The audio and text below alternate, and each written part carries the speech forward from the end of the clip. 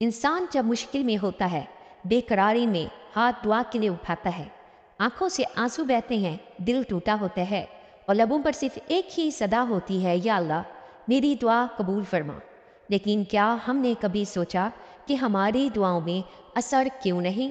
वो आंसू, वो सजदे, वो इल्तिजाएं, फिर भी दरवाजे रहमत क्यों बंद लगता है? हजरत अली रजी अल्लाह अन्हो बाबुल इल्म, वो हस्ती जिनके अकवाल सदियों से रोशनी का मीनार है, फरमाते हैं, दो चीज़ों का सदका देना अपनी आदत बना लो, हर दुआ कबूल होगी। एक इल्म का और दूसरा माल का। ये फरमान सिर्फ अल्फाज नहीं बल्कि दुआ की कबूलियत का राज है। नंबर 1, इल्म का सदका।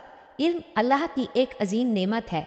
जब तुम किसी को इल्म सिखाते हो, उसे हिदायत की राह दिखाते हो, वह वो आयत ही क्यों ना हो, तो तुम एक ऐसा चिराग जलाते हो जो अंधेरों को रोशनी में बदल देता है।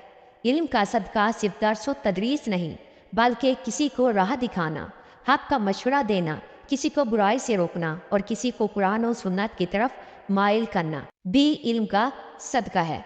नंबर 2 है माल का सदका।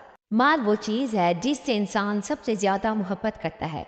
जब तुम अल्लाह की राह में अपने माल में से खर्च करते हो, किसी यतीम के सर पर हाथ रखते हो, किसी भूखे को खाना खिलाते हो, किसी मकरूज का कर्ज अदा करते हो, तो तुम अल्लाह की रज़ा के लिए अपने नफ्स को कुर्बान करते हो। अल्लाह ताला फरमाते हैं, जो तुम अल्लाह की राह में खर्च करते हो, अल्लाह उसे बड़ा चढ़ा कर वापस देता है। जब तुम इल्म और माल का सदका देना अपनी आदत बना लेते हो, तो तुम सिर्फ एक नेकी नहीं करते, तमाम आसमानों पर दरवाजे खटखटाते हो। फिर वो रब जो सब कुछ सुनने वाला, जानने वाला और रहम करने वाला है, तुम्हारी दुआ को रद्द नहीं करता। तुम्हारे सजदे गवाही देते हैं, तुम्हारा सदका गवाही देता है और तुम्हारा रब तुम्हें वो अता करता है जो तुमने सोचा भी नहीं होता। तो आओ आज से एक नियत कर लो, हर रोज़ किसी को एक बात सिखानी है और किसी ज़रूरतमंद को कुछ देना है, चाहे वो इल्म हो, माल हो, वक्त हो या मोहब्बत हो। क्योंकि जब सदका तुम्हारी आदत बन जाए तो दुआ तुम्हारी ताकत बन जाती है। वीडियो पसंद आई तो जाते जाते चैनल को सब्सक्राइब करते जाएं। जज़ाकल्लाह।